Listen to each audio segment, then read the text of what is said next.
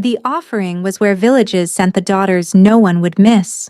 And as Sable stood among the trembling women lined up for the Alpha King's selection, she did what she had always done. She made herself invisible. While the others preened and posed, desperate to catch a noble's eye, Sable kept her gaze fixed on the ground, her dark hair falling like a curtain across her face. She wore no ribbons, no paint on her lips, just a simple wool dress the color of ash, chosen specifically because it drew no attention. The whispers followed her anyway. "That one never speaks," a merchant's daughter hissed. "They say she's cursed." "I heard she killed a man with her bare hands," another added. They weren't entirely wrong, and they weren't entirely right either. Sable's secret wasn't visible to the eye. It lived deeper than skin, darker than shadow. And if the Alpha King discovered what slept inside her veins, he wouldn't just reject her. He would execute her. So when King Kadric of Valdrin strode into the village square, past daughters of lords and wealthy merchants, past beauties who had prepared for this moment their entire lives, Sable didn't look up. She didn't breathe. She prayed to every forgotten god that he would pass her by the way everyone always did. He stopped directly in front of her. "This one," he said, "she will be my Luna."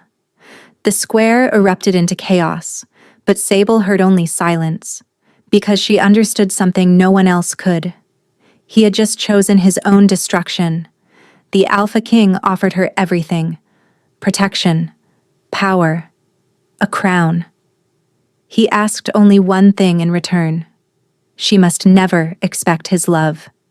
Neither of them understood how impossible that promise would become. The selection ceremony had transformed Millbrook's village square into something unrecognizable. Banners of deep crimson hung from every post, bearing the snarling wolf crest of Valdrin's royal house. Torches flickered despite the afternoon sun, casting dancing shadows across the wooden platform where 23 women stood arranged like offerings before an altar. Which, Sable supposed, they were.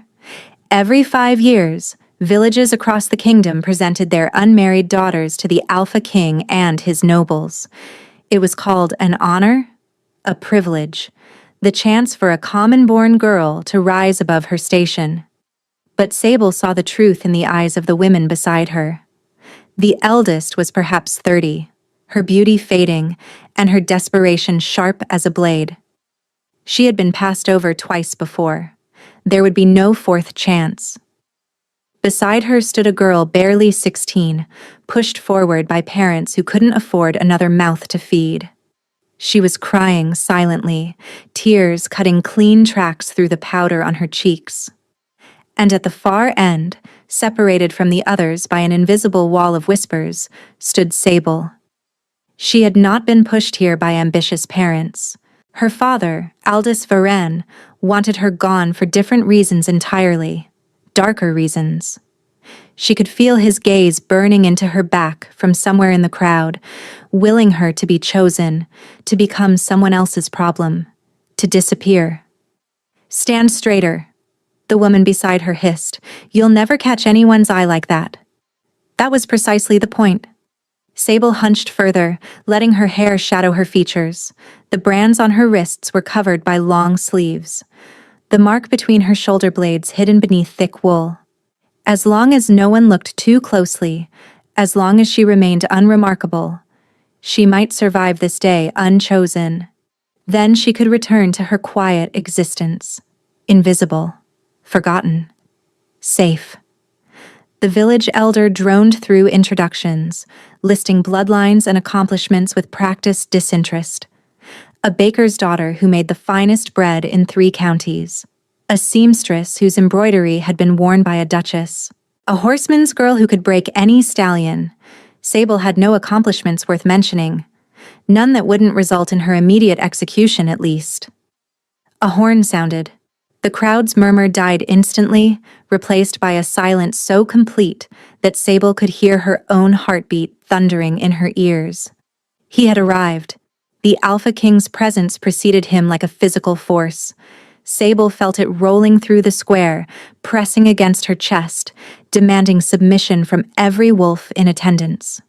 Her own wolf, the beast she kept caged so deep inside that most days she forgot it existed, stirred restlessly. "Down," she commanded silently. "Stay down." She didn't look up as his footsteps approached the platform. Heavy boots on wooden boards. Slow, deliberate. The footsteps of a predator who had never known prey to escape him. The other women straightened, lifted their chins, pushed out their chests.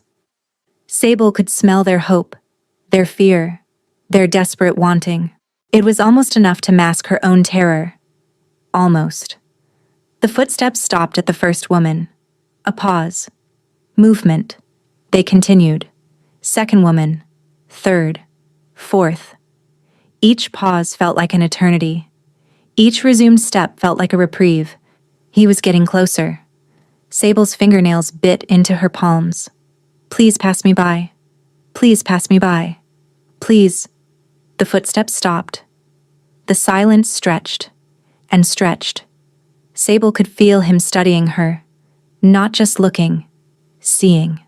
His gaze pressed against her like a physical weight, searching for something beyond the curtain of dark hair, beyond the ash-colored dress, beyond every wall she had built to protect herself. "Look at me." His voice was low, commanding. Not loud, but impossible to ignore. Sable's wolf whimpered. She raised her head. King Cadric of Valdrin was not what she expected. She had imagined someone older, perhaps, weathered by battle and politics. Instead, the man before her couldn't have been more than 30 winters old. His hair was the color of a moonless night, cropped short at the sides but longer on top, falling across a face that seemed carved from cold marble. High cheekbones, a sharp jaw, and eyes. Gods above, his eyes. They were silver. Not gray, not pale blue. Silver, like polished steel, like winter starlight, like something not entirely human. Those eyes held hers without blinking. "What's your name?" he asked. Her voice came out barely above a whisper. "Sable. Sable Varin." "Sable." He repeated it slowly, as if tasting the word. Something flickered across his expression. Recognition? Interest? She couldn't tell. His scent revealed nothing, just winter frost and pine, utterly controlled. "Your Majesty." The village elder hurried forward, wringing his hands. "This one is... There are better choices. The merchant's daughter, perhaps, or... Did I ask for your counsel?" The king didn't raise his voice. He didn't need to. The elder went pale. "No, Your Majesty." "Then be silent." Cadric's attention returned to Sable. Those silver eyes studied her face, her posture, the way her hands trembled despite her efforts to still them. She felt stripped bare, exposed, as if he could see straight through to the darkness she carried. "He knows," she thought wildly. "Somehow he knows what I am." But his next words made no sense. "This one," he announced, his voice carrying across the silent square. "She will be my Luna." The chaos that followed was instantaneous. Gasps, shouts. The merchant's daughter burst into hysterical tears. Somewhere in the crowd, Sable's father made a sound like a wounded animal, though whether from joy or fury, she couldn't tell. But Sable heard none of it. She stared at the Alpha King, her mind reeling, her wolf howling inside its cage, because she understood something that no one else in this square could possibly comprehend. She was the worst possible choice he could have made, and she had no idea why he had made it. The carriage that bore her to Valdrin Keep was larger than the cottage where Sable had spent her entire life. She sat rigidly on the velvet seat, afraid to touch anything, afraid to move, afraid to breathe too loudly. Through the window, the landscape transformed from familiar farmland into dense forest, then rolling hills, then finally, the keep. It rose from the earth like a great stone beast, towers clawing at a sky heavy with clouds. Banners snapped in the wind, Guards patrolled walls thick enough to withstand a siege. And everywhere, the wolf crest of the royal house watched with hungry eyes. Sable's chest tightened. This is a mistake, she thought for the 100th time since leaving Millbrook. He'll realize it soon. He'll send me back. Or worse. The carriage rolled to a stop. A footman opened the door and offered his hand with a bow, so deep his nose nearly touched his knees. My Lady Luna. The title struck her like a physical blow. She wasn't a lady. She wasn't anyone's Luna. She was a village girl with a secret that could bring down kingdoms, and somehow she was supposed to walk into this castle and pretend to belong. She took the footman's hand anyway. The great hall swallowed her whole. Vaulted ceilings, tapestries depicting ancient hunts, a fire crackling in a hearth large enough to roast an ox. Servants lined the walls, their gazes curious but carefully blank. And at the far end of the hall, seated behind a desk covered in documents, was the king. He had changed from his traveling clothes into something simpler, a dark tunic, sleeves rolled to his elbows, revealing forearms corded with muscle. Without his crown, without the formality of the selection ceremony, he looked almost ordinary. Almost. Then his eyes lifted to meet hers, and ordinary vanished. Leave us, he said to the servants. They scattered like leaves before a storm. Within moments, Sable stood alone with the most powerful man in the realm. Silence hung between them. She should curtsy, should lower her gaze, should do any of the 100 things a proper lady was supposed to do when presented to a king. Instead, she stood frozen, her heart racing, her wolf pressing against its chains. Sit. He gestured to a chair across from his desk. Sable sat. Cadric studied her the way one might study a puzzle with missing pieces. That same intensity from the selection ceremony burned in his silver gaze. That same unreadable control masked his scent. You're wondering why I chose you, he said. It wasn't a question. Yes, she admitted. Everyone is wondering. A ghost of something? Amusement? Bitterness? Button flickered across his face. The council is furious. They had arranged a selection of noble-born daughters, princesses from allied kingdoms, women with bloodlines and dowries and political value. His jaw tightened. I chose none of them. Sable's hands twisted in her lap. Your Majesty, I should tell you. You should tell me nothing. The interruption was sharp enough to cut. Cadric rose from his desk and moved to the window, his back to her. The dying light caught the planes of his face, turning it to shadow and silver. I didn't choose you for your bloodline, he said quietly. Or your beauty, though you possess more than you seem to realize. I chose you because you were trying to disappear. Sable's breath caught. Every other woman in that square was desperate to be seen. You alone wished to be invisible. He turned to face her. Do you know what that tells me? She shook her head, unable to speak. It tells me you have no expectations, no ambitions, no designs on my crown or my heart. His voice hardened. And that is precisely what I require. Understanding began to dawn, cold and heavy in her chest.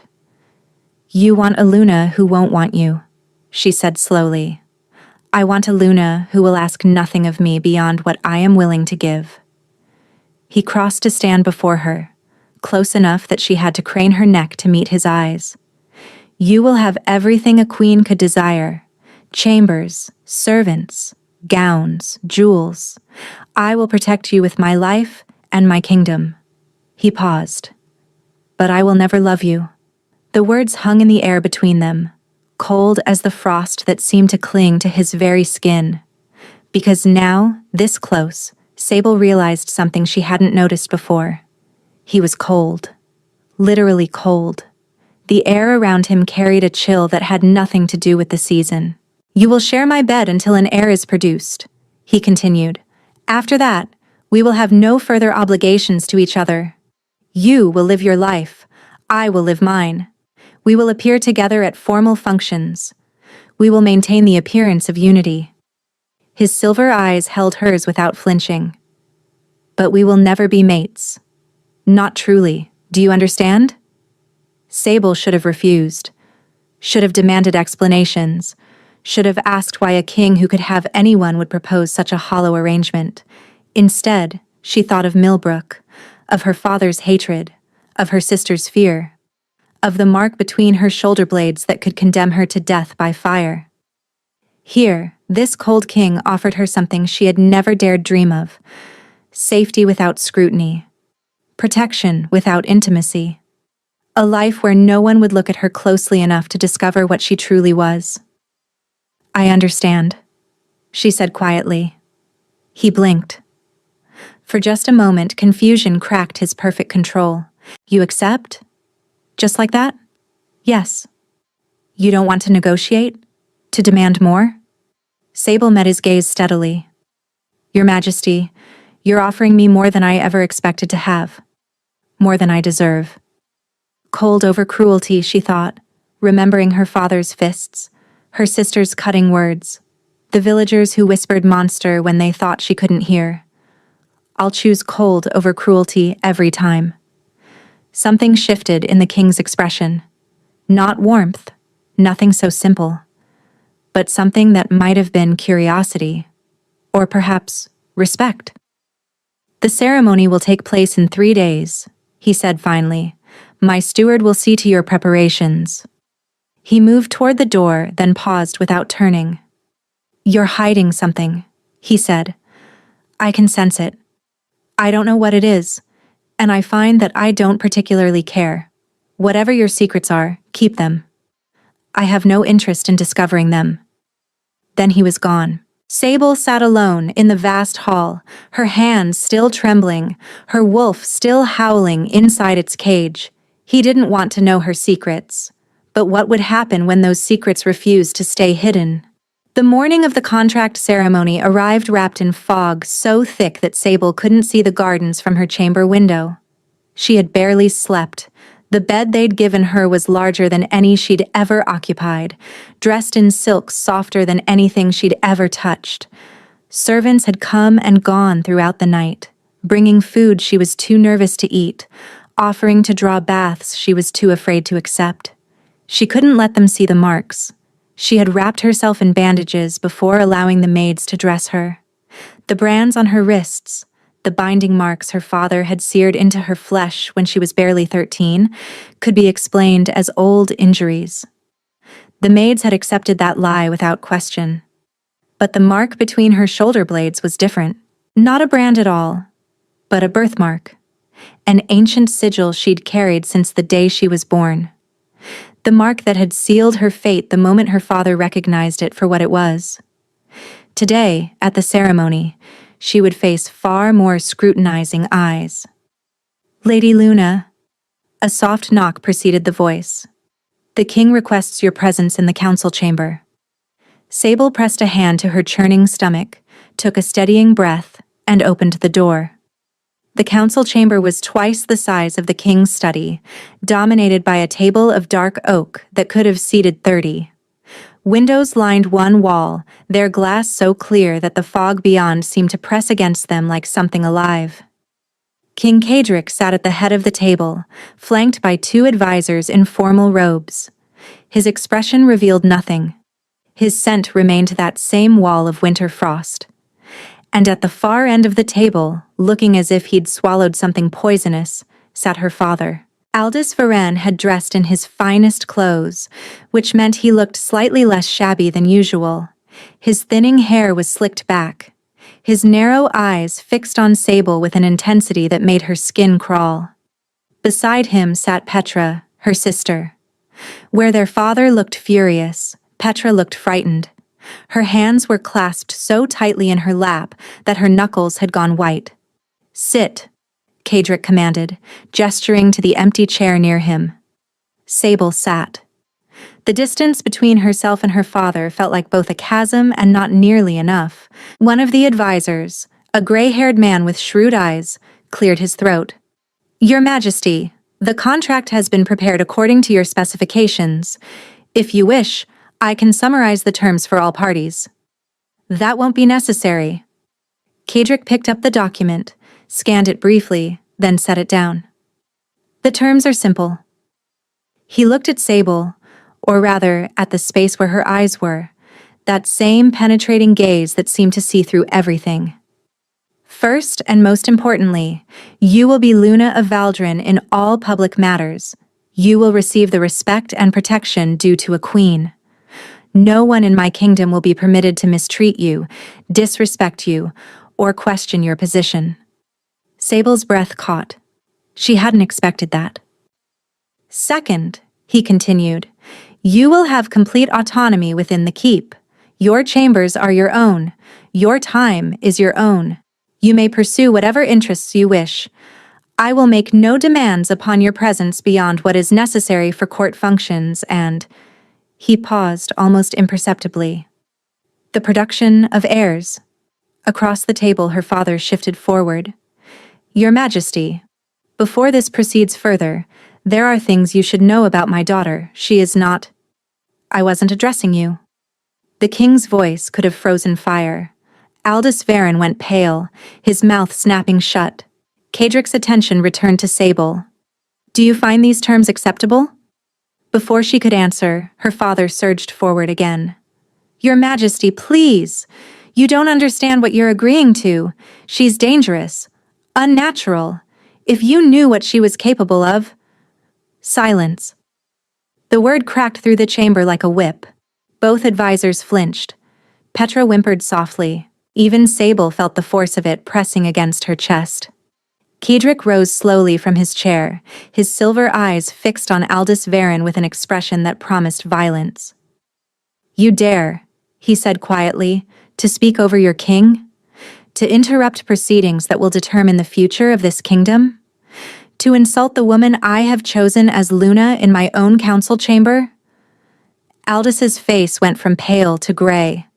I only meant... I know precisely what you meant. Kadric's lip curled. You meant to sabotage your own daughter. To poison me against her before she has even spoken a word in her defense. He moved around the table, each step slow and deliberate, until he stood directly before Aldous. The temperature in the room dropped. Frost actually appeared on the edge of the nearest window, crackling outward like spreading fingers. I chose your daughter despite your protests.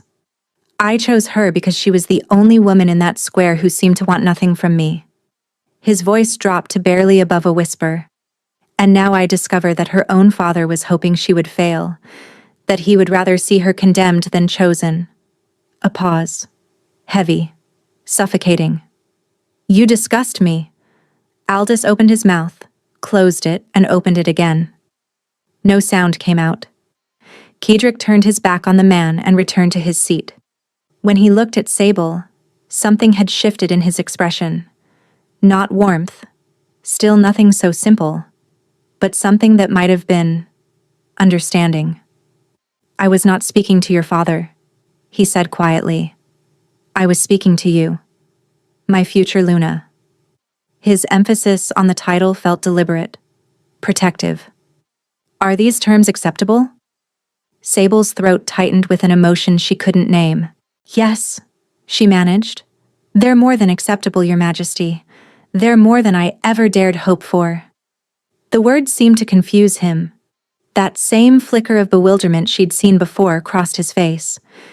You find being bound to a king who will never love you acceptable? I find being safe acceptable. The words came out before she could stop them. I find being protected acceptable. I find being treated with dignity for the first time in my life more than acceptable. She felt her father's glare burning into the side of her face. Felt Petra's sharp intake of breath, but she kept her eyes on the king. You've offered me terms that most women would reject as cold and empty, but Your Majesty doesn't understand. Her voice steadied. Cold isn't cruelty. Empty isn't hatred. What you're offering me is more kindness than I've ever received from my own blood. The silence that followed was absolute. Then Kadric nodded slowly. Sign here. She signed. Her father signed as witness, his hand trembling with barely contained rage. The advisors signed, exchanging glances that spoke of confusion and curiosity. And then, it was done. She was to be Luna of Valdrin, bound to this silver-eyed king who promised her everything except the one thing most women wanted. As she rose to leave, a hand caught her arm. Petra. Her sister's face was pale, her eyes swimming with tears. "We need to speak," she whispered. "Alone." Against her better judgment, Sable nodded. They found an empty alcove off the main corridor, a small space barely large enough for two people, its window overlooking the fog-shrouded gardens. "You should refuse him," Petra said without preamble. Sable blinked. "What?" "Walk away. Now. Before it's too late." "Why would I possibly do that? He's offering you a cage wrapped in silk." Petra's grip on her arm tightened. "And when he discovers what's under your bandages, when he learns what you really are, that cage will become a pyre." Sable went cold. "He's promised never to look beneath. Promises mean nothing." Her sister's voice cracked. "He's the Alpha King, Sable, the most powerful wolf in existence. Do you really think he'll never demand to see his own Luna? Never question why she hides herself from him? He said he doesn't care about my secrets." "He doesn't care yet." Petra's eyes blazed. "But eventually his curiosity will overcome his indifference, and when he sees that birthmark on your back, when he realizes what it means, when he connects it to what happened to Leonard." "I didn't do anything to Leonard." The words came out sharper than she intended. "I told you. I told everyone. I don't know what happened that night." "You were there." Petra's voice dropped to a hiss. "You were the last one to see him alive. And then he burned, Sable. Burned from the inside out. And you expect me to believe that had nothing to do with you? With what lives inside you?" Sable's wolf stirred, pressing against its chains. She forced it down.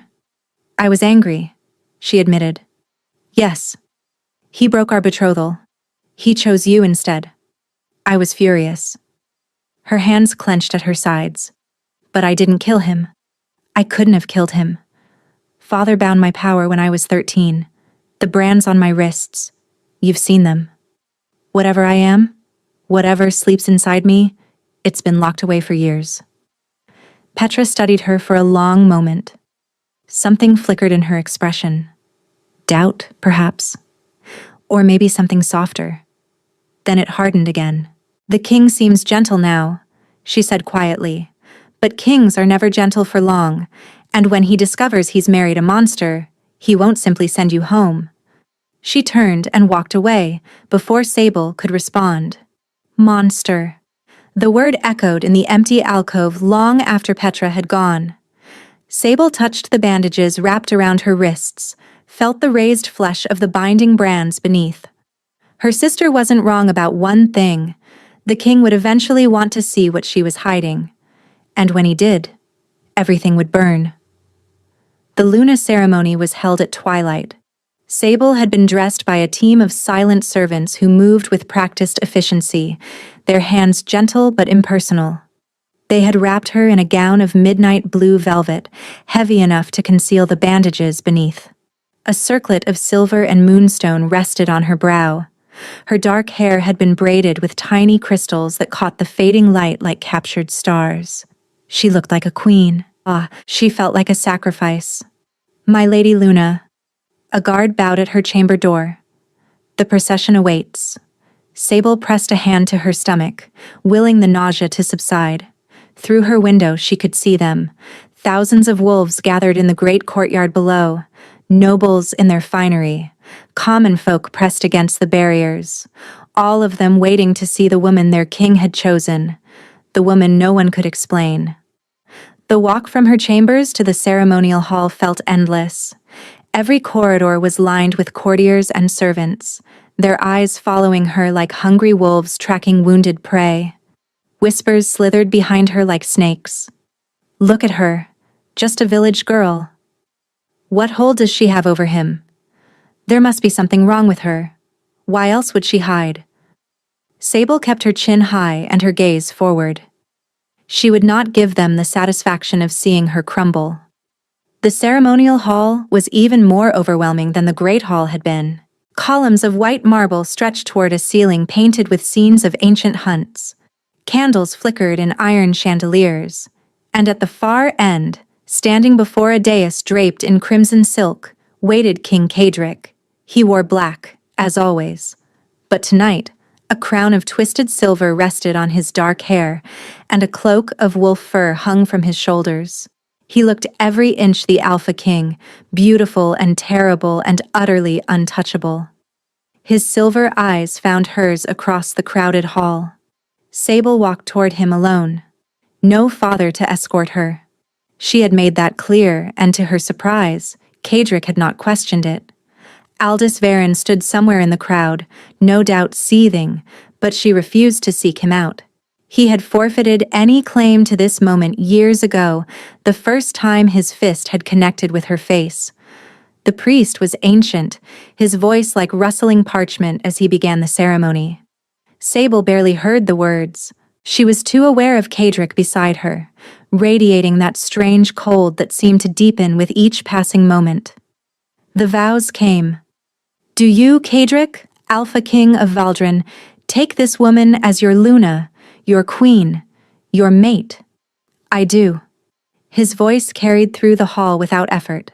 Then his head turned, and those silver eyes fixed on her with an intensity that stole her breath. Understand this, he said quietly, for her ears alone. What I offer you is protection, safety, status. A pause. But not my heart. Never that. Sable nodded slowly.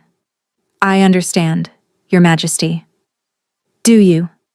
Something flickered in his gaze, doubt perhaps, or guilt. Because most women would find such terms lacking. I am not most women. The priest cleared his throat. And do you, Sable of House Varen, take this man as your alpha, your king, your mate? I do. Then by the ancient laws of our kind, I pronounce you bound, Luna to Alpha, Queen to King. The priest smiled benevolently. You may claim your mate, Your Majesty. The hall held its breath. This was the moment, the claiming bite that would bind them together, that would leave its mark on her throat for all to see. It would require him to push aside her collar, to expose her neck, to... Sable's heart hammered against her ribs. Cadric stepped closer. His hand rose slowly, giving her time to pull away. When she didn't move, his fingers brushed the high collar of her gown. She tensed. Peace, he murmured. I won't expose you. Before she could process his words, he leaned down and pressed his lips to her forehead. Not her throat, her forehead. A gentle kiss that promised nothing and asked for nothing. When he straightened, his expression remained controlled, but something warm flickered in the depths of his silver eyes. The claiming will be completed in private, he announced to the hall. My Luna's modesty will be respected. Murmurs rippled through the crowd. Confusion, disappointment. Some of the nobles exchanged glances that spoke of suspicion, but Sable barely noticed. He had protected her. Again. Without her having to ask. The feast that followed was a blur of rich food and richer wine. Sable sat beside Cadric on the dais, accepting congratulations from an endless stream of nobles whose names she immediately forgot. Through it all, the king remained distant but attentive, ensuring her goblet was never empty, that no one approached her with anything less than respect. When the hour grew late and the crowd began to thin, he leaned close. You're exhausted, he said. It wasn't a question. I'm fine, Your Majesty. You're lying. The ghost of a smile tugged at his lips. Come, I'll escort you to your chambers. They walked through the corridors in silence, guards trailing at a respectful distance. Sable's exhaustion pressed against her like a physical weight, making her steps unsteady. At her door, Cadric paused. Tonight, you rest, he said. Tomorrow, we discuss what comes next. Sable nodded, then hesitated. Your Majesty, thank you. For what you did at the ceremony. For not... I made you a promise. His voice was quiet but firm. I intend to keep it. He turned and walked away before she could respond. Sable watched him go. This strange, cold king who seemed determined to protect a woman he claimed he would never love. What was he hiding behind those walls of frost? And why did she suddenly, desperately want to find out? 3 nights passed before he came to her. Sable had spent those nights alone, alternating between restless sleep and wakeful anxiety. The servants brought her meals she barely touched, books she couldn't focus on, news of court proceedings that seemed to concern another world entirely. She was the Luna of Valdren, and yet she had never felt more invisible. On the 4th night, a knock came at her chamber door. Her heart lurched. She knew somehow before she even opened it. "May I enter?" Cadric stood in the corridor, dressed simply in a dark tunic and loose trousers. Without his crown, without his furs, he looked almost vulnerable, almost human. "Of course, Your Majesty." He stepped inside, and the temperature dropped noticeably. The fire in her hearth flickered, fighting against a chill that had no natural source. "You're cold," Sable observed. "I'm always cold." He moved to stand by the window, his back to her. "It's a family affliction. Nothing to concern yourself with." But it did concern her. She'd noticed it at the ceremony, at the feast. In the brief moments they'd been close. The cold that clung to him wasn't normal. It wasn't natural. And it seemed to be getting worse. "I've come to discuss the terms of our arrangement," he said, "specifically the matter of heirs." Sable's mouth went dry. "I see. The council is... impatient." He turned to face her, his expression unreadable.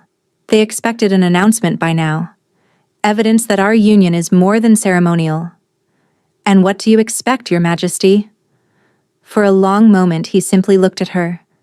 Those silver eyes traced her face, her throat, the shape of her body beneath the modest nightgown she wore. "I expect nothing," he said finally. "I am asking." The distinction wasn't lost on her. He could have demanded, could have claimed his rights as her king and her mate. Instead, he stood across the room, hands clasped behind his back, waiting for her answer. "I understood the terms when I accepted them," Sable said quietly. "An heir is part of our bargain." Understanding and accepting are different things. He took a step closer. "I won't force you, Sable. Not tonight. Not ever. If you need more time, I don't." The words surprised her as much as they seemed to surprise him. She crossed the distance between them, stopping close enough to feel the chill radiating from his skin. Her wolf stirred, not in fear, but in something that felt dangerously like anticipation. "I'm not afraid of you," she said. It was almost true. "Perhaps you should be." "Why?" He didn't answer. Instead, he reached into his pocket and withdrew a strip of dark silk. "I will wear this," he said, "so there can be no question of me seeing what you wish to hide." Sable's breath caught. A blindfold. He was offering to blind himself rather than violate her secrets. "Turn around," she whispered. He obeyed without hesitation. Her hands trembled as she reached up to tie the blindfold. She had to rise on her toes, had to press close enough that she could smell him, pine and frost and something darker beneath. Up close, she could see the tension in his shoulders, the rigid control he maintained even in this moment of vulnerability. The knot secured, she stepped back. "It's done," she said.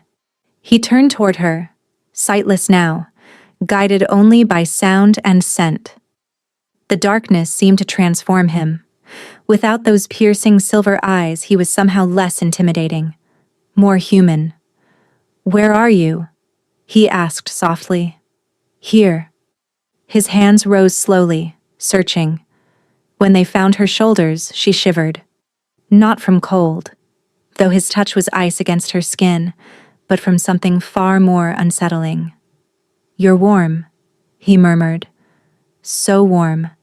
His thumbs traced circles against her collarbone, gentle, patient, as if he had all the time in the world. "The candles," she said. "Should I leave them? I can see nothing either way." A pause.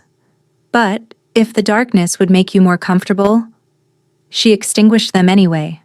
The room plunged into shadow, lit only by the dying fire. In the darkness, everything changed. His hands found the ties of her nightgown, loosening them with careful deliberation. The fabric pooled at her feet, leaving her exposed, but somehow, in the blindness, she felt safer than she had in years. He couldn't see the bandages wrapped around her torso, couldn't see the scars beneath. He could only feel. "Tell me if I should stop," he said. "Don't stop." His lips found her throat, her shoulder, the curve of her collarbone. Each kiss was cool and soft, a contrast to the heat building in her chest. Her wolf howled inside its cage, straining toward him, wanting. "No," she commanded, "stay down." But for the first time in years, the beast didn't want to obey. His hands mapped her body with aching slowness, the dip of her waist, the swell of her hips. When his palm pressed against the small of her back, she gasped, both from the cold and from the sudden fear that he would feel the bandages, would ask questions she couldn't answer. But his hand moved on. He guided her to the bed, laying her down with a gentleness that stole her breath. Then his body covered hers, and she understood why the women of Valdrin composed poetry about their king. It wasn't his beauty, though that was undeniable. It was his care, his attention. The way he learned her responses and adjusted accordingly, never rushing, never demanding. The way he made her feel precious when she had spent her entire life feeling disposable. When they finally came together, she cried out. Not from pain, though there was some, but from the overwhelming sensation of connection. His cold against her warmth. His control against her surrender. His silence against her sighs. Afterward, he lay beside her in the darkness, his breathing ragged. "You're crying," he said. She hadn't realized she was. Her fingers found her cheeks, wet with tears she couldn't explain. "I'm sorry," she whispered. "I don't know why. Don't apologize." His hand found hers, squeezing gently. His fingers were still cold, but somehow, the chill felt different now.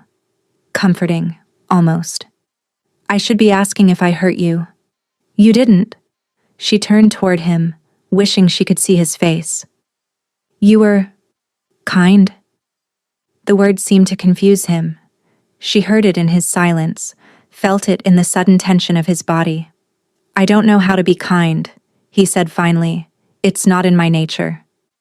"Then what was tonight?" Another silence. Longer this time. "Necessity," he said. But his voice lacked conviction. She felt him rise from the bed, heard the rustle of fabric as he dressed in the darkness. But instead of leaving immediately, his footsteps approached her side. His lips brushed her forehead. That same gentle kiss from the ceremony. "Sleep well, Luna," he murmured. Then he was gone, taking his cold with him, leaving her alone with a warmth that had nothing to do with temperature.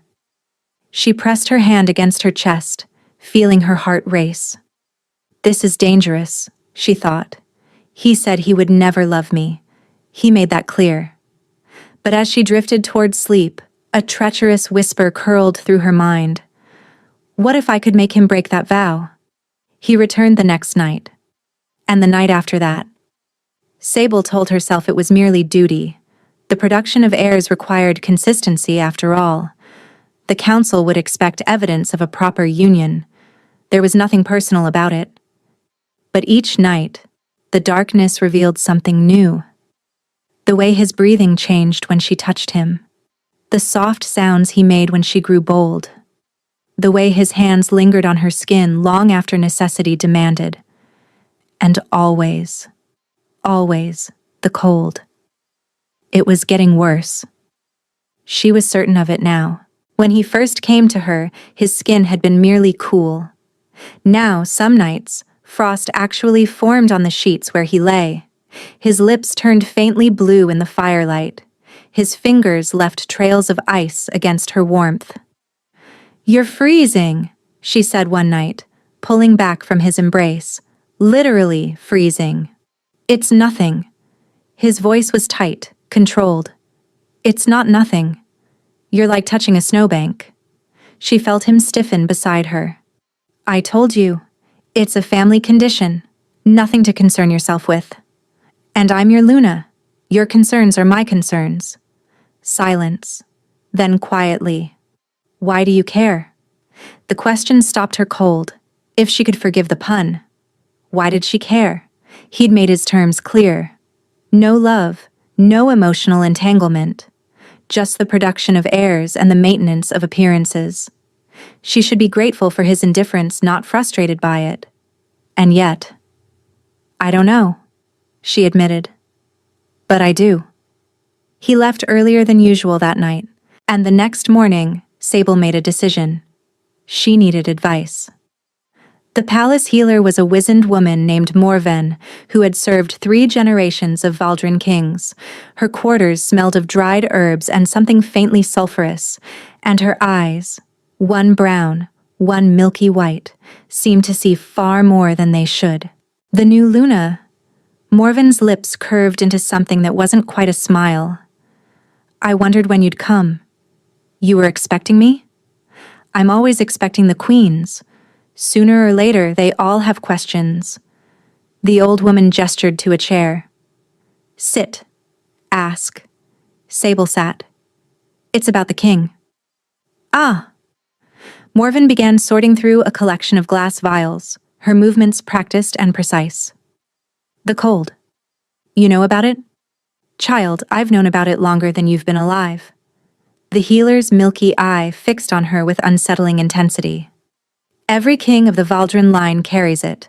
A chill in the blood that no fire can warm." "But why? Is it a curse? A sickness?" Morven was silent for a long moment. Then she said carefully, "Some questions are not mine to answer." "Whose are they?" "The king's." The healer turned back to her vials. "Ask him. If he trusts you, he'll tell you. If he doesn't." She shrugged. "Then perhaps you're not meant to know." That night, when Kadric came to her chambers, Sable didn't reach for him immediately. "We need to talk," she said. He paused in the doorway, his expression wary. "About?" "About why you're freezing to death." The temperature in the room dropped several degrees. She saw frost creeping across the window pane, heard the fire in the hearth sputter and dim. "I told you." "It's a family condition, yes, you've said." She stood her ground, though her wolf was whimpering inside her chest. "But it's getting worse, isn't it? Every night you're colder. Every night the frost spreads further." He said nothing. "I'm your Luna," she continued. "I know you don't love me. I know you don't want to love me. But I'm still the woman who shares your bed, who will bear your children. Don't I deserve to know what's killing you?" The word hung between them. Killing. Kedric's jaw clenched. For a moment she thought he would turn and leave, would shut her out the way he shut everyone out. Then his shoulders sagged. "Not killing," he said quietly. "Not yet." He crossed to the fireplace, staring into the dying flames. The frost on the windows thickened. "My great-great-grandfather made a bargain," he said. "Generations ago, before Valdrin was even a kingdom. He was a warlord then, ruthless and ambitious. He wanted power beyond anything a mere wolf could achieve." Sable held her breath. He found a witch. An old one. Older than the mountains. She offered him exactly what he sought. The strength to conquer nations, to build an empire, to become legend. His voice hardened. "But magic always has a price." "What price?" "The warmth of his bloodline." Kadric turned to face her, and for the first time she saw something raw in his silver eyes. Every king of Valdrin is born with ice in his veins. We feel cold constantly. We radiate cold. And as we age, it worsens. How much worse? My father was 53 when the cold finally claimed him. He froze from the inside out. A muscle twitched in his jaw. His father was 48, his grandfather 42. The curse strengthens with each generation. Sable's blood chilled. How old are you? 31. And how much time? I don't know. The admission seemed to cost him something. A decade, perhaps. Perhaps less. The cold accelerates unpredictably. She stared at him, this beautiful doomed king, and something shifted in her chest. Something that felt dangerously like her heart cracking open. There must be a cure, she said. A way to break the curse. There isn't. How do you know? Have you tried? I have tried everything. The words erupted from him with unexpected force. Witches, healers, priests, shamans. I have scoured every corner of this kingdom and beyond. There is no cure, Sable. There is only time, and I have very little of it. He turned back to the fire, his hands clenched at his sides. Now you understand, he said quietly. Why I chose a woman who wanted nothing from me. Why I insisted on terms that required no love. His voice dropped. I will be dead within a decade. Perhaps sooner. What kind of monster would make a woman fall in love with him? Knowing that. Oh, Sable thought. Oh, you foolish, noble, tragic man. She crossed to him, reaching for his hand. His fingers were ice in her grip, but she held on anyway. What if the cold isn't just from the curse? She asked softly. He frowned. What do you mean? You've spent your whole life preparing to die, pushing everyone away so no one would mourn you, closing yourself off so you wouldn't feel the loss of what you'd never have. She squeezed his frozen fingers. What if some of the cold comes from that? From the loneliness? He stared at her as if she'd spoken in a foreign tongue. That's ridiculous, he said. Is it? She stepped closer, close enough to feel the chill radiating from his body. Since I came here, have you been warmer or colder? He didn't answer, but she saw the flicker in his eyes, the uncertainty. I can't break your curse, she said. I don't have that power. But maybe... She hesitated, unsure if she should continue. Maybe I can make whatever time you have left less cold. The silence stretched between them, heavy with things neither of them could say. Then Kadric reached up and cupped her face with his frozen hand. You should hate me, he murmured. I've trapped you in a marriage with a dying man, given you nothing but a hollow crown and a future of grief. You've given me safety, she said. Protection. A life where no one strikes me or calls me monster. His thumb traced her cheekbone. Is that really enough? No, she thought. It isn't. I want more. I want you to look at me the way I've started looking at you.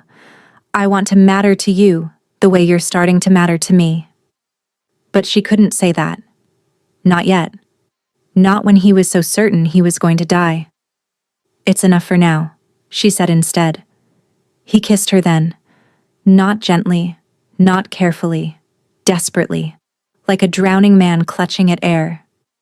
And when they fell into bed together, Sable felt the first crack in the wall around his heart.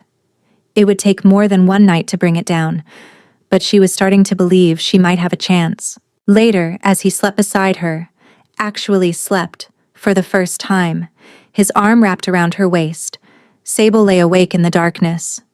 His skin was still cold. The frost still crept across the windows.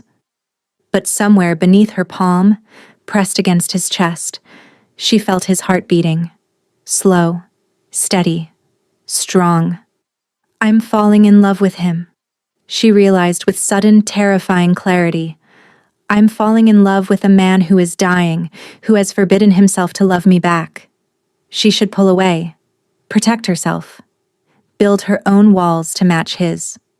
But as his arm tightened around her in sleep, As he murmured something soft and indistinct against her hair, Sable knew it was already too late. She was his. The only question was whether she could make him hers before the cold claimed him forever. 2 months passed. 2 months of stolen nights and whispered conversations. 2 months of Sable learning the landscape of her husband's frozen heart, one careful touch at a time.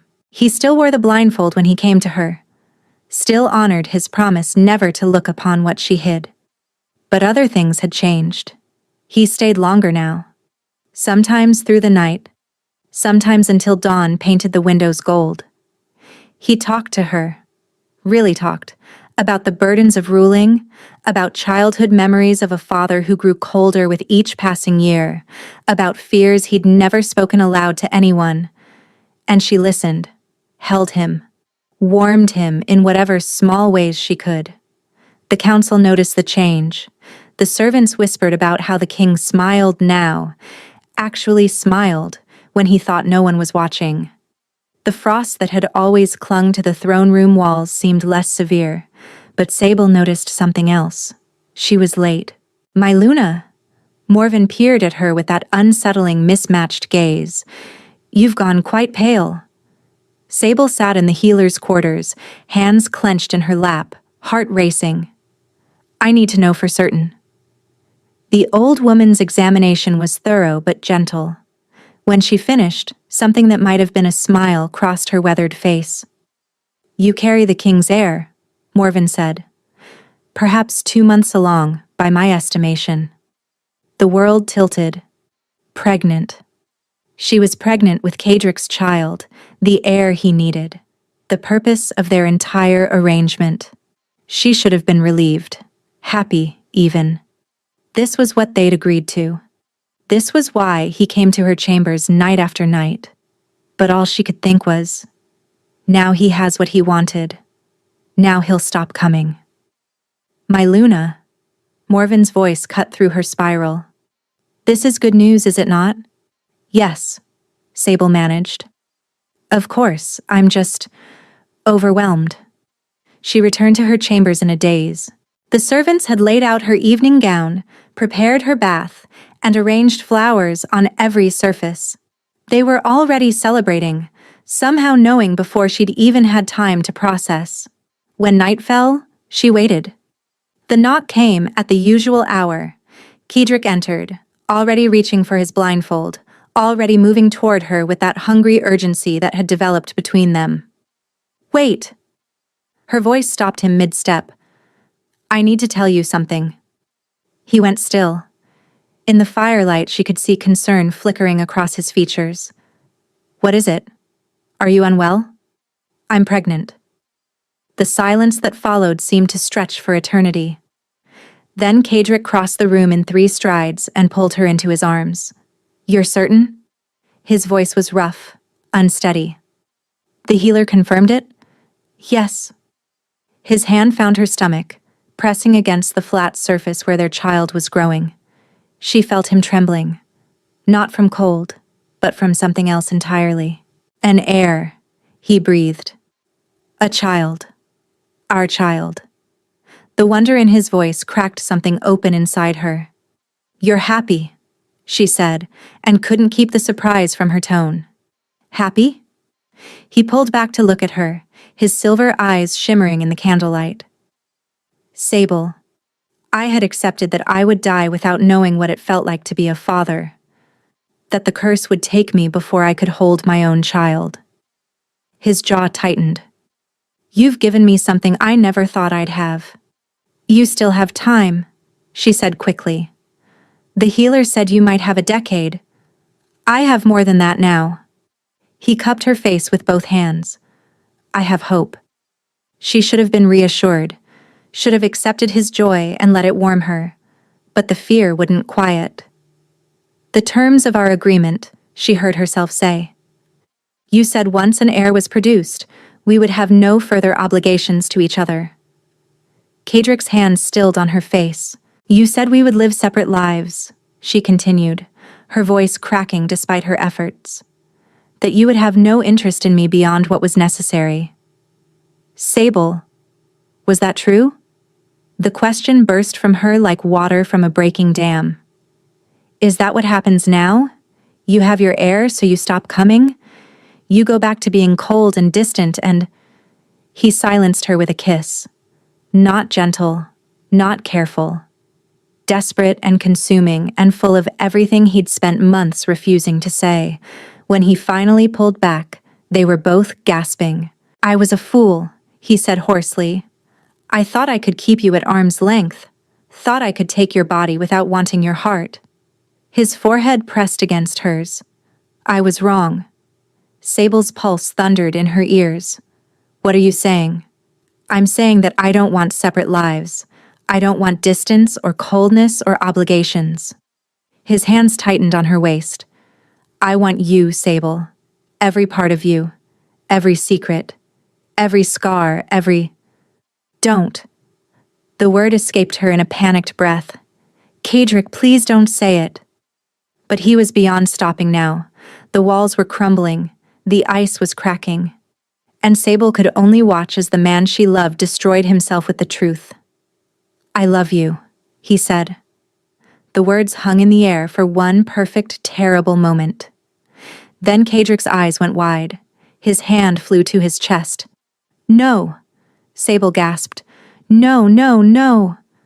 Frost exploded across his skin, not the gradual creeping cold she'd grown accustomed to, but a violent, consuming freeze that turned his lips blue and his breath to visible mist. He collapsed. Cadric. She caught him before he hit the ground, pulling him into her lap, feeling the ice spreading beneath her palms. His skin was so cold it burned. His heartbeat was slowing, each pulse weaker than the last. Help! She screamed. Someone help! The king is dying! Servants burst through the door. Guards. Morven, moving faster than her ancient body should have allowed. But Sable saw the horror in their eyes. The resignation. They'd known this would happen. They'd always known. The curse.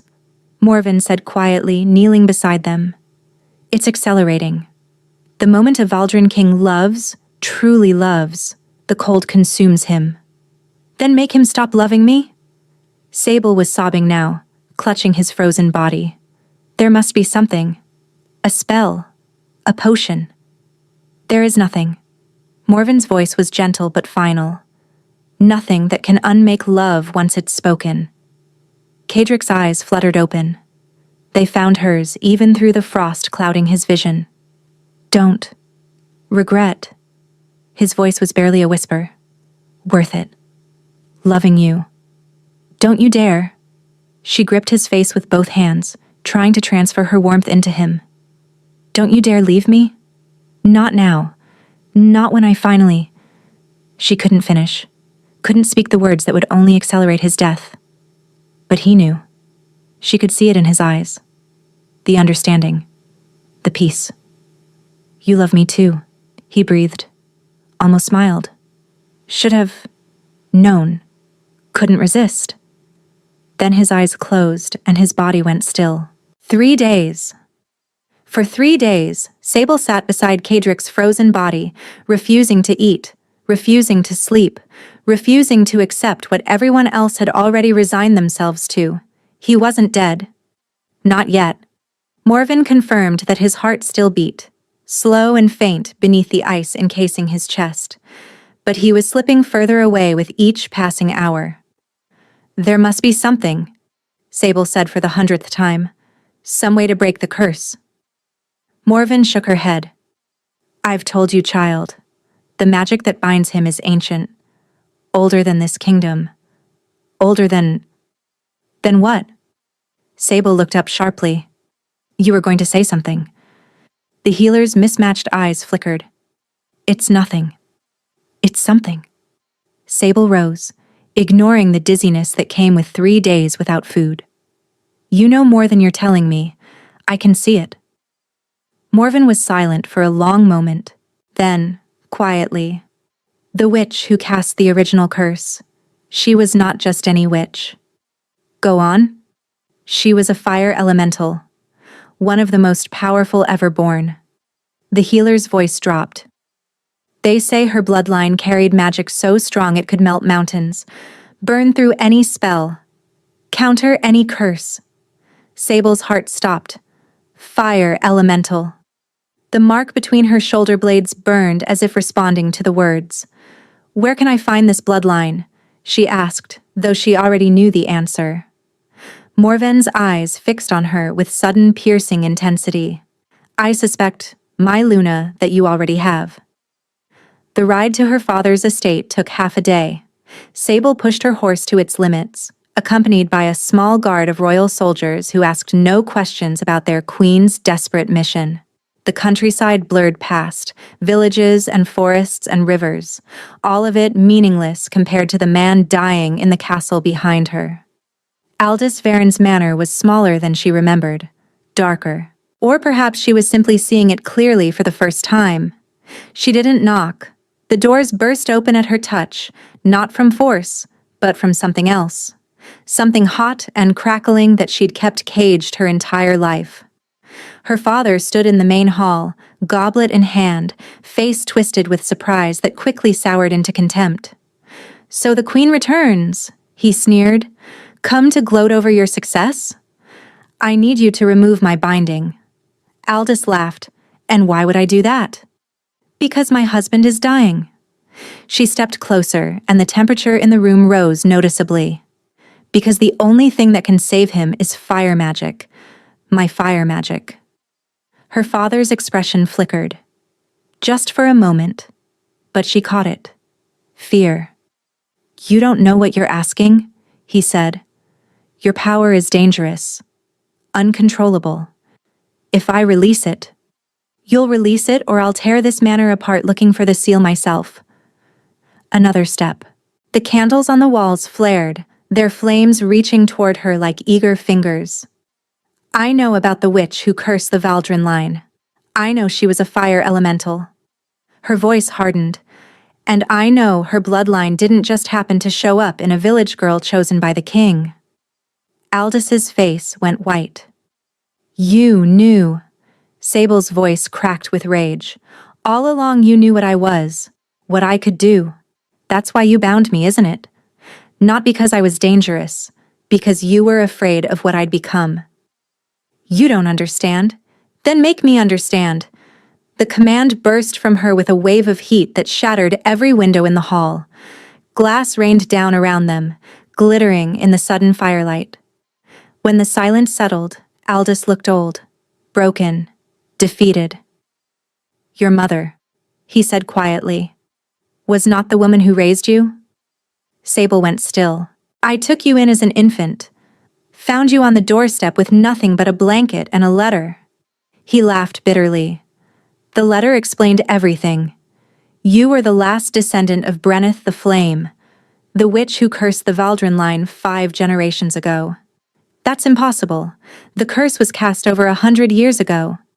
Brenneth didn't die, foolish girl. She transformed. Became something beyond human. And before she left this realm entirely, she had a daughter. That daughter had a daughter. And so on, until eventually..." He gestured at her. "You." Sable's mind reeled. "Then the mark on my back is not a brand, it's a birthmark, the sigil of Brenneth's bloodline." Aldis's lip curled. "When I saw it, I knew what you were. Knew you carried enough power to challenge thrones.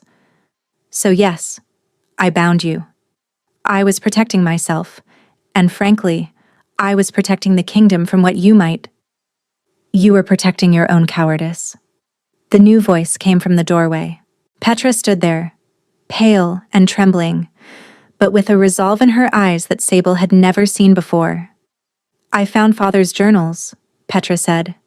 "After you left for the castle, I read everything." She stepped into the hall, her gaze fixed on Aldous. "You didn't just bind her power. You killed Leonard. That's..." "He discovered the truth, didn't he?" Petra's voice rose. "He found out about Sable's heritage, about the connection to the Valdrin curse. He was going to expose everything. So you burned him and blamed it on her." "That's impossible," Sable breathed. "You don't have fire magic. How could you..." Worm's venom, Petra said flatly. I found the empty vial in his study, along with a receipt from a black market alchemist. It's a poison that burns the victim from within, leaves the same marks as fire magic. Her voice hardened. He planned everything. The confession hung in the air like smoke. Aldis's face contorted. That peasant would have ruined everything, would have brought attention to our family that... Petra's fist connected with his jaw. It wasn't a powerful blow. She was slight and untrained. But the surprise of it sent Aldis stumbling backward. He tripped over his own feet and crashed to the floor, his head striking the stone with a sickening crack. He didn't get up. The sisters stared at each other across their father's unconscious body. The seal, Petra said quietly. It's in his study. Third drawer on the left, hidden behind a false panel.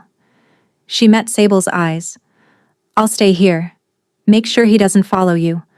Make sure he pays for what he's done. Petra. Go. Her sister's voice broke. Save your king. Save your child. And then... maybe... She swallowed hard. Maybe we can start over. As sisters. Sable crossed the room and pulled Petra into a fierce embrace. We will, she promised. I swear we will. Then she was running. To the study. To the hidden panel. To the small wooden box that contained everything her father had stolen from her. The seal was old and worn, carved with symbols that seemed to writhe in the firelight. Sable pressed it against the brands on her wrists and pushed. Pain exploded through her. Fire roared up her arms, down her spine, across every inch of her skin. The brands burned away, leaving unmarked flesh. The seal crumbled to ash. And deep inside her, something that had been caged for 15 years finally broke free. She rode through the night. The fire inside her burned with an intensity that should have been terrifying. Instead, it felt like coming home, like finally breathing after a lifetime of drowning. The castle gates flew open at her approach. Servants scattered from her path. She didn't slow, didn't stop, and didn't spare a thought for anything but the man lying frozen in the royal chambers. Morven met her at the door. He doesn't have long, the healer said grimly. The ice has reached his heart. Sable pushed past her. The room was cold, so cold that her breath turned to mist the moment she entered. Frost covered every surface, the walls, the floor, the bed where Kadric lay motionless. He was barely recognizable. Ice encased his skin like armor. His lips were blue-white. His eyes were closed, lashes frosted, expression peaceful in a way that looked too much like death. Everyone out, Sable commanded. My Luna. Now. They fled. Sable crossed to the bed and climbed onto it, straddling Kadric's frozen form. Her hands pressed against his chest, and she could feel it. The cold that had pursued him his entire life, the curse that had stolen his father, his grandfather, every king before them. Ice and fire, death and life. You will not have him, she said. The fire answered. It poured out of her palms like liquid sunlight, burning gold and crimson and white. The ice hissed and cracked. Steam rose from Kadric's skin. The frost on the walls began to melt, running down in rivers. But the curse fought back. The cold surged up through his chest, pushing against her flames, trying to reclaim what it had almost taken. Sable gritted her teeth and pushed harder. The fire inside her roared, demanding release, demanding more. She gave it everything. Every moment of fear and loneliness, every blow her father had landed, every whisper of monster she'd endured, every night she'd spent in Kadric's arms, learning to love a man who had forbidden himself to love her back. All of it became fuel. The flames exploded outward, filling the room with blazing light. Sable screamed, from effort, from pain, from the sheer overwhelming power flooding through her veins. And then, beneath her palms, she felt it. A heartbeat, strong, steady, warm. The ice shattered. Kadric's eyes flew open, not silver anymore, but gold, blazing with reflected firelight. His chest heaved as he gasped for air. His hands found her waist, gripping hard enough to bruise. Sable. Her name on his lips was the most beautiful sound she'd ever heard. What did you... How? Later.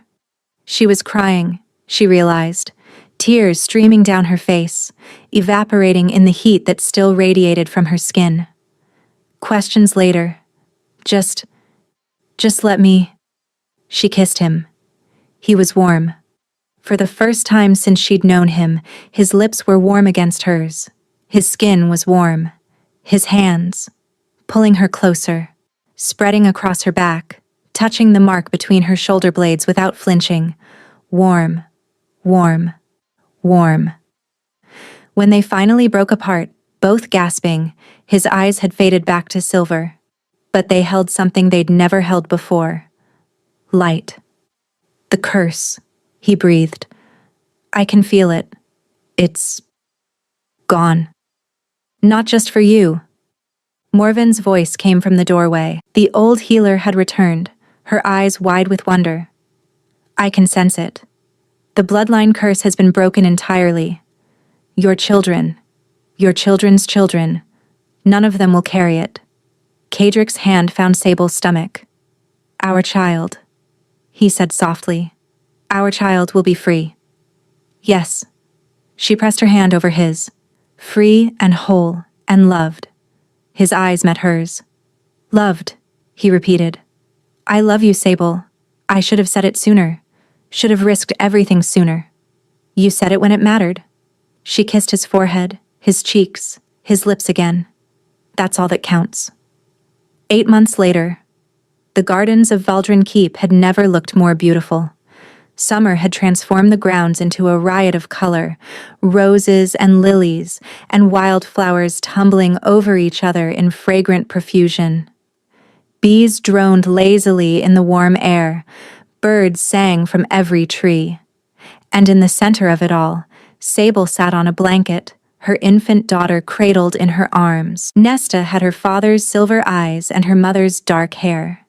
She was barely a month old, but already her personality was emerging, curious, alert, reaching for everything with tiny, grasping fingers. She's going to be trouble. Kadrick dropped down beside them, pressing a kiss to Sable's temple before leaning in to let Nesta grab his finger. I can tell already. Like her father. Like her mother, I think. His smile was warm. Everything about him was warm now. The cold that had plagued him his entire life had vanished the night Sable broke the curse. He slept through the night without shivering. He walked through winter snow without discomfort. He loved without fear. Morven says my training is progressing well, Sable said. Another few months, and I should have complete control. The fire magic that had saved Kadrick's life now flowed through her veins like a second heartbeat. She was learning to shape it, control it, and use it for healing rather than destruction. The people of Valdrin had already begun calling her the Flame Queen, a title she was still getting used to. And your sister? Kadrick asked. Petra's taking well to her council seat. She's proposed 3 new reforms this month alone. Sable smiled. Father's lands are being redistributed to the villages he taxed into poverty. She's overseeing it personally. And your father himself? Still in his cell. Sable's smile faded slightly. He'll spend the rest of his life there. It's more mercy than he deserves. Kadrick was quiet for a moment. Then he shifted closer, wrapping an arm around her shoulders. You know, he said softly, when I walked into that village square, I was looking for someone who would ask nothing of me, someone I could keep at a distance, someone safe. I know. Instead, I found you. He pressed his lips to her hair. The most dangerous woman in the realm, the one person who could break a curse that had haunted my family for generations. Dangerous? She raised an eyebrow. I thought I was the quiet village girl. You were. His silver eyes sparkled with warmth. Real warmth. The kind that came from love rather than magic. Until I called you Luna. Until you showed me that strength doesn't always roar. Sometimes it whispers. Sometimes it hides beneath bandages and years of silence. Sometimes it waits, she agreed, for someone worth burning for. He kissed her then, soft and slow and full of promise.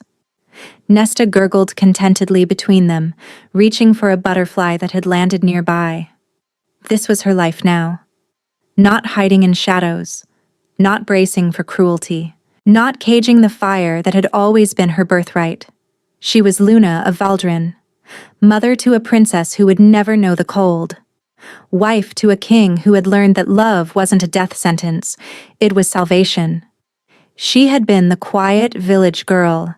Now she was the flame that had melted a kingdom of ice, and this was only the beginning.